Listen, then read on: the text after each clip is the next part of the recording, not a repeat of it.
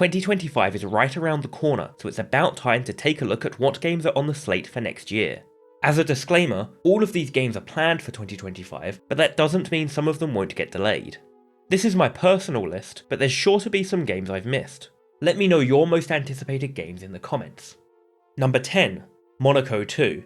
Monaco What's Yours Is Mine came out over a decade ago. It was a co-op heist game where something always went wrong and chaos broke out. It had a colourful simplistic art style and a frenetic soundtrack. I'm not sure how well the gameplay would have aged, especially since there are a load more co-op games these days, but at the time it was amazing. Monaco 2 is only at the 10th spot in my list.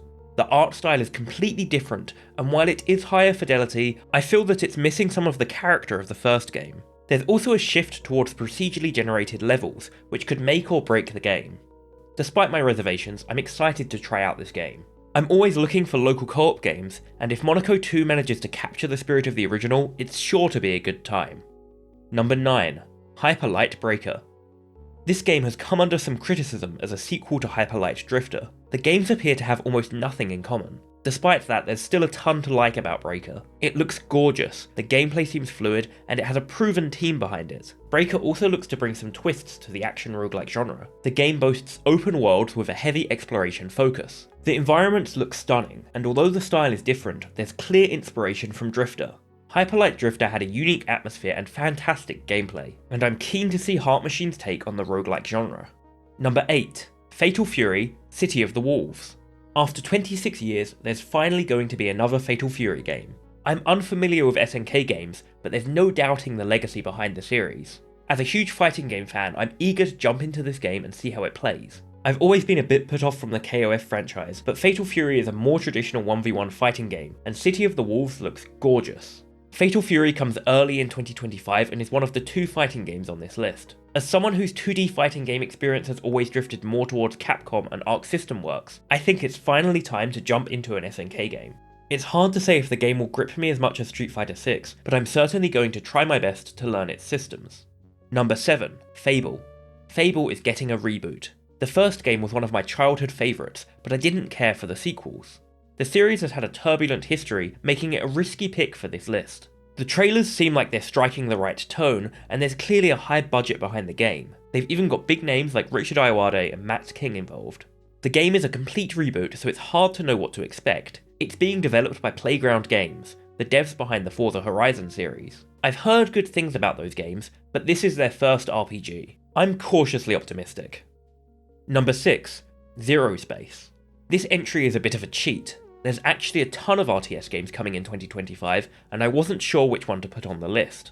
I think ZeroSpace shows the most promise. The game looks interesting from both a single player and multiplayer perspective. There's been a lot of failed attempts to revive the classic RTS, but ZeroSpace is making all the right noises. It features 4 core factions as well as a set of 6 mercenary factions available as extra units. In addition to the campaign, the game will have a co-op mode. StarCraft 2's co-op mode kept me busy for months, and while in my opinion no other RTS has matched it, I think ZeroSpace has potential.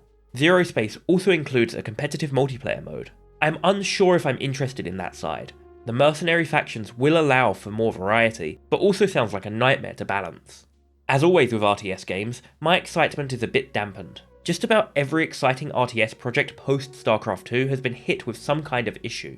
After the disappointing early access release of Stormgate, I find myself pessimistic about the future of the genre. Regardless, I will be checking out ZeroSpace. Number 5. Splitgate 2. Back in 2022, I made a video recommending Splitgate. The game was Halo with portals.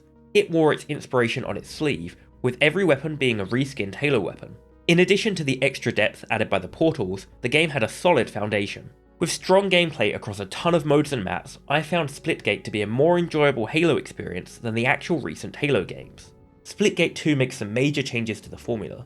It's now class-based and the gameplay is departing from the classic Halo-style gameplay. I'm a little concerned that it might veer too much towards being a hero shooter. That genre is getting a little crowded now with the recent release of Marvel Rivals. Hopefully the game stays true to its roots as a fast-paced arena shooter. It's hard to say if Splitgate 2 will be good. A lot of what I liked about the first game was ripped from Halo. I want to see what they do with a bigger budget and more freedom. Number 4. Avowed. Avowed is a game that has been delayed significantly. As a fantasy first-person RPG, you might be expecting an Elder Scrolls clone, but the game seems more story-driven than sandbox. Despite numerous trailers, we still don't know a ton about it. Avowed gets a spot on this list purely because of the developer. Obsidian have made some landmark games. Planescape Torment and Fallout New Vegas are both phenomenal, and I highly recommend playing them. Obsidian games usually have great world building and writing, and I'm hopeful that Avowed will follow suit.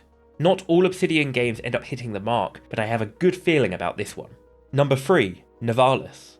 When the first Nivalis trailer released, I knew it was a game I needed to play. The game is a life sim in the same setting as the studio's previous game, Cloudpunk.